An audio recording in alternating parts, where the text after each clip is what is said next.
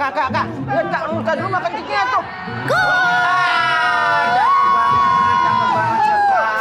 Keren banget dah, Bin. Gue suka banget tuh selebrasi kayak gitu. Gokil. Gitu Kak. Tapi yang serunya tuh kalau kita lihat banyak banget yang rasa bersyukurnya tuh beda-beda. Ada yang bersujud, ada yang angkat tangan, Oh iya, bener ada juga ya. yang bentuk salib, Keren dan ada yang banget. ngepal tangan tuh. Banyak banget. Nah, kalau lu punya gaya selebrasi tersendiri Dah. nggak? Coba kasih lihat. Males banget. Lah keren ini. Itu mah gaya selebrasi playboy cap kapak. Nggak cocok sama gue. BTW ya. Gue jadi mellow deh, Bin. Kenapa? Gara-gara gue inget di masa kecil gue, agama gue tuh minoritas, Bin. Jadi gue tuh nggak punya teman, sendirian, dikucilin lagi sama warga di lingkungan gue. Sedih banget dah. Tenang aja Kak, masih ada abang nih. Ya. Yang ada pundaknya juga nih. Udah sini. Banget. Ya, tapi Kak. Gimana gini, tuh? Semua agama itu mengajarkan semua kebaikan. Nggak ada kebencian itu agama ngajarin Kak. Itu ya, Bin. Jadi itu Iya. cuma oknum doang ya, Bin ya? Itu pasti oknum doang. Tapi menurut lu gimana? Gue keren gak nih? Punya masa kecil kayak gitu tapi sekarang happy-happy aja. Gimana kayak? Tapi gue salut sama lu nih Kak. Masa kecil lu dong. kayak gitu. Cuman lu masih bisa ceria kayak gini. Iya dong. Ya hidup ini kan udah keras ya, Bin. Masa iya sih lebih keras lagi? Lemesin aja, say. Ya.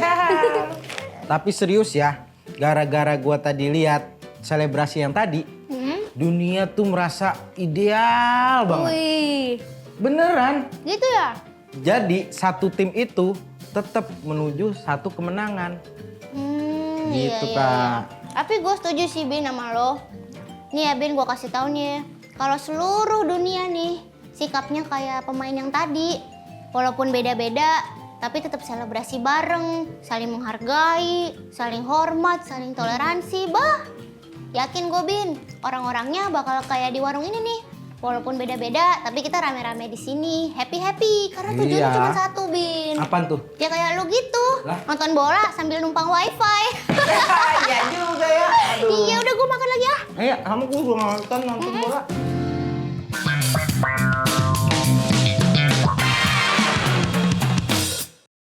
Halo Sobat Damai, kembali lagi di podcast Cafe Toleransi bersama saya Rizka Alfiana. Nah, tadi kita bersama sudah menyaksikan fenomena yang sering kali terjadi di tengah-tengah kita.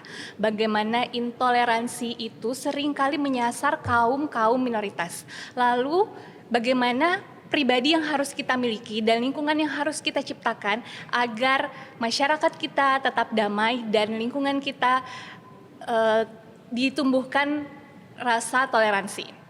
Saat ini telah hadir di tengah-tengah kita narasumber yang ahli di bidangnya. Siapakah dia? Beliau adalah Direktur Eksekutif Setara Institute. Langsung saja kita sapa Mas Halili Hasan.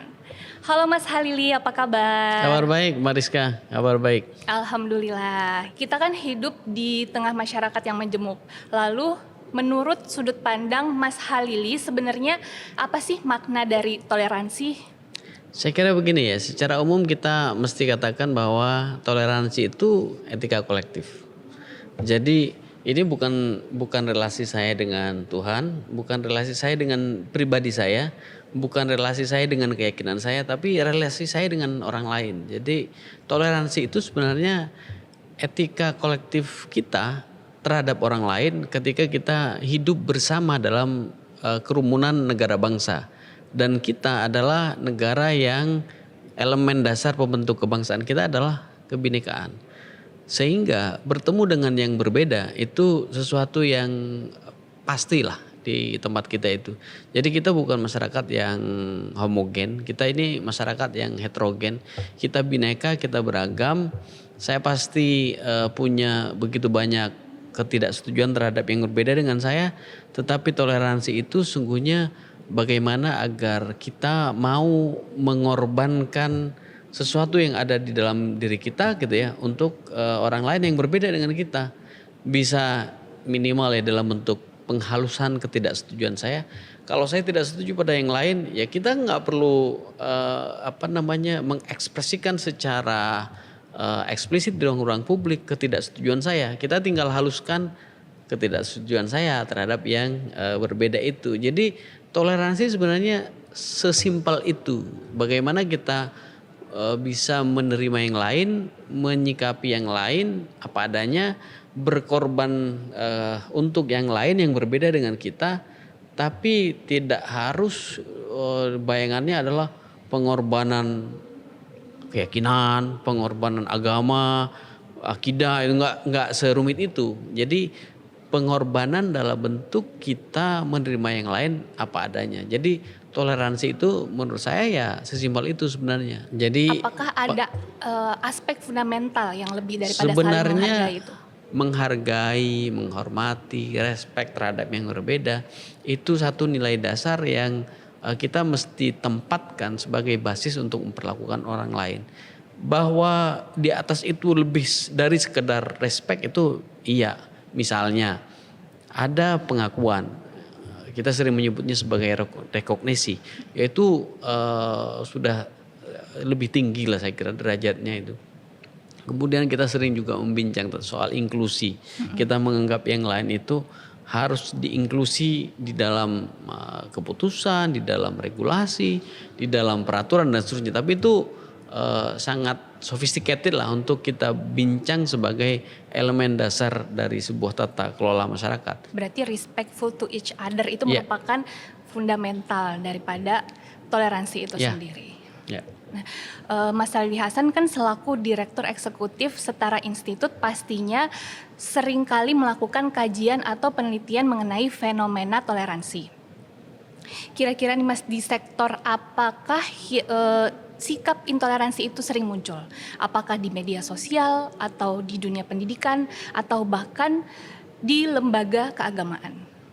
Sebenarnya begini, kalau kita melihat data, memang kecenderungan besar intoleransi itu ada banyak faktor ya. Kenapa orang menjadi intoleran? Faktornya banyak. Kita harus jujur mengakui bahwa faktor itu tidak melulu soal pemerintah, gitu.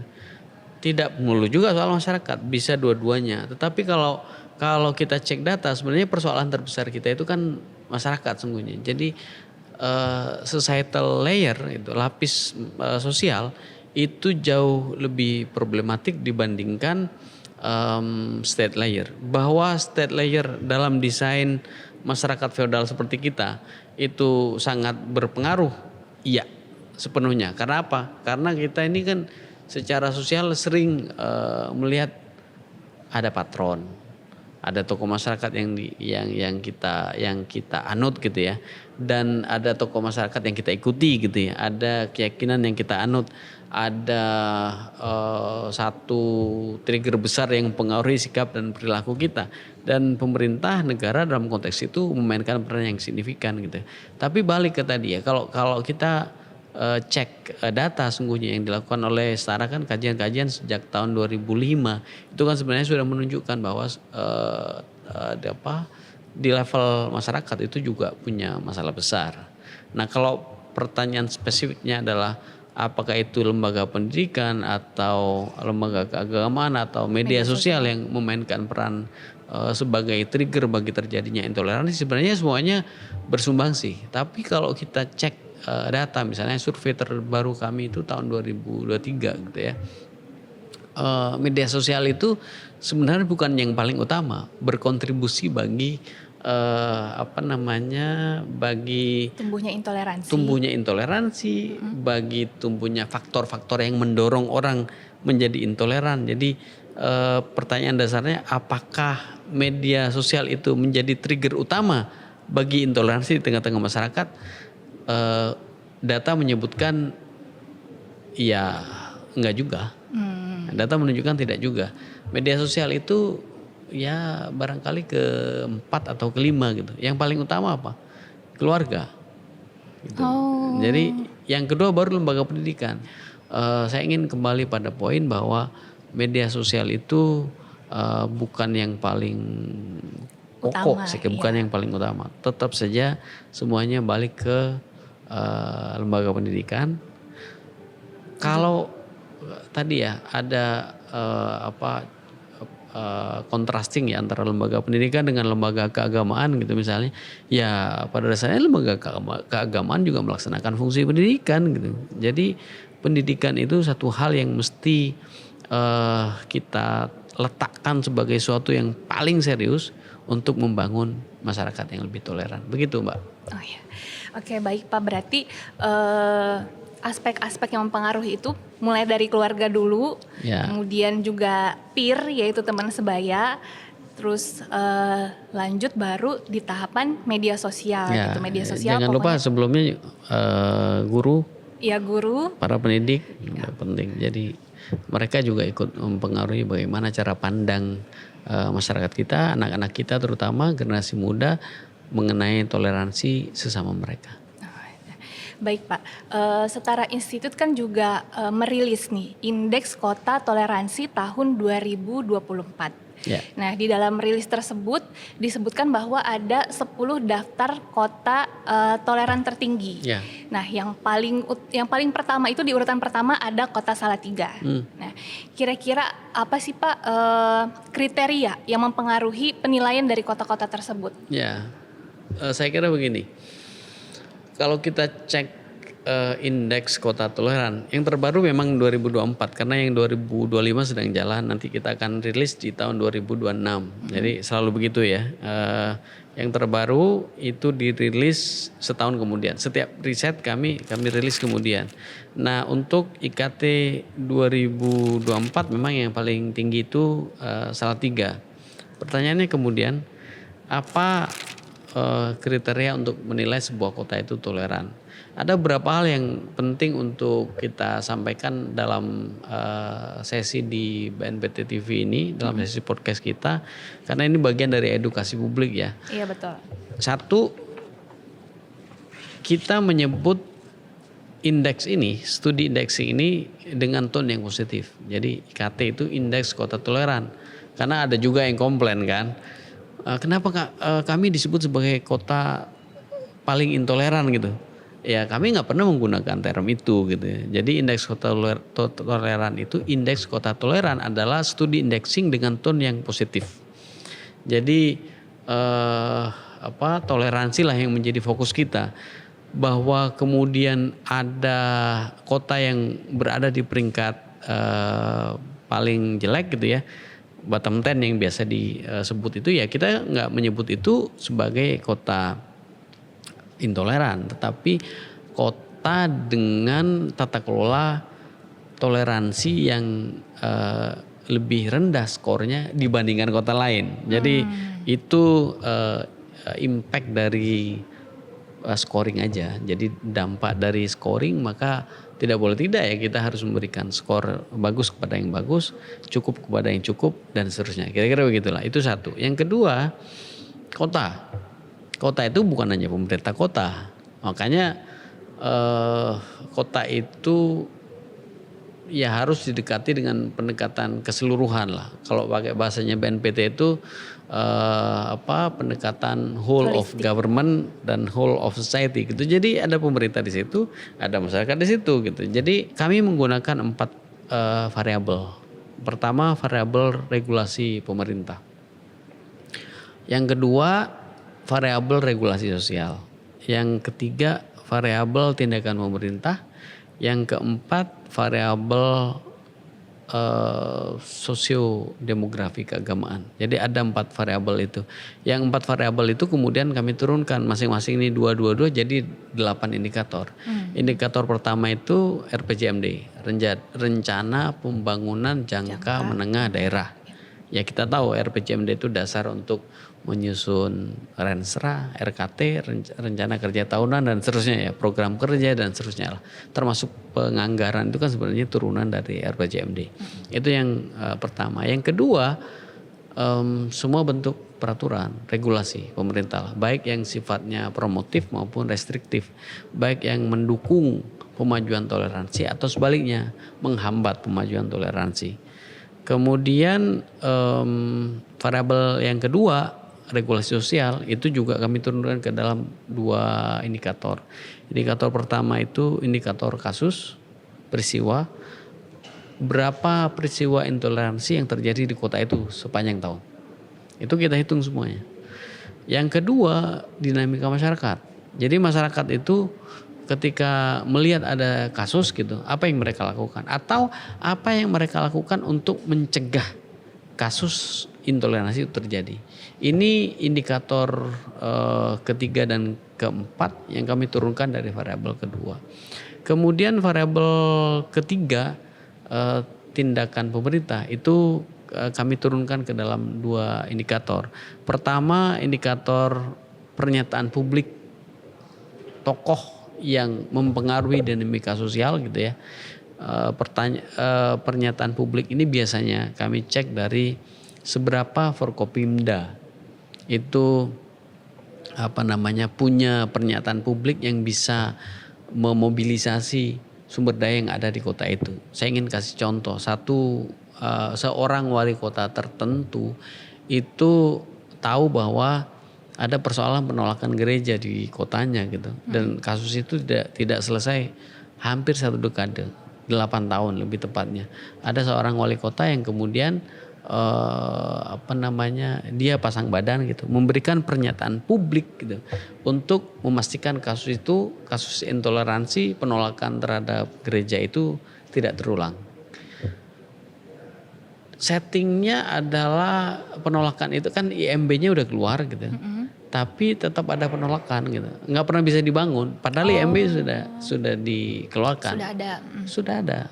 Maka kemudian si wali kota itu hadir di depan publik dan mengatakan bahwa daripada saya mencabut IMB gereja tersebut gitu ya, saya lebih baik ditembak mati. Kira-kira itu. Dia taruh tangannya itu di kepalanya begini, dan itu disampaikan ke publik. Dan apa yang terjadi?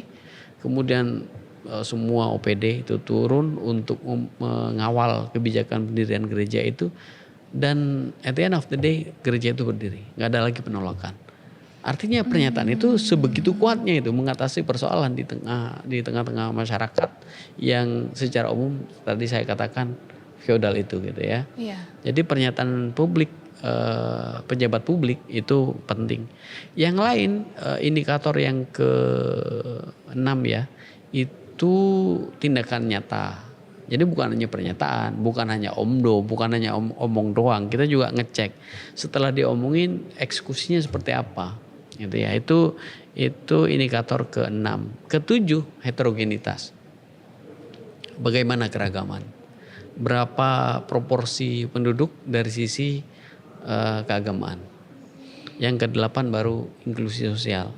Dalam tata keberagaman itu, apa yang dilakukan oleh pemerintah, apa yang dilakukan oleh masyarakat untuk tetap memastikan bahwa tidak ada satu orang pun yang tertinggal dalam proses itu, baik dalam berpendapat maupun dalam pengambilan kebijakan pembangunan yang sering kita sebut sebagai meaningful participation itu. Intinya sih inklusi sosial sebagai indikator ke-8 itu harus memastikan bahwa tidak ada satupun yang tertinggal, no one left behind ya dalam proses pembangunan di kota itu. Jadi sekompleks itu Mbak Rizka ya, ada 8 indikator yang kami turunkan dari 4 variabel. Apakah prosesnya dari sisi kerangka metodologis jauh lebih rumit dari itu? Iya, dan saya kira ya kita tidak perlu menyampaikan kepada publik ya soal misalnya rubrik, nanti akan ada sub indikator lagi. Tapi untuk pemahaman umum ya dalam rangka mendidik masyarakat kita cukup saya menjelaskan variabel sama indikator itu. Kira-kira begitu. Ya. Nah, yang menarik adalah terkait tadi Pak, regulasi pemerintah. Ya. Nah, misalkan ambil contoh lah di Kota Salatiga. Kira-kira itu regulasi pemerintah yang mereka miliki itu apa sih Pak? Misalnya begini.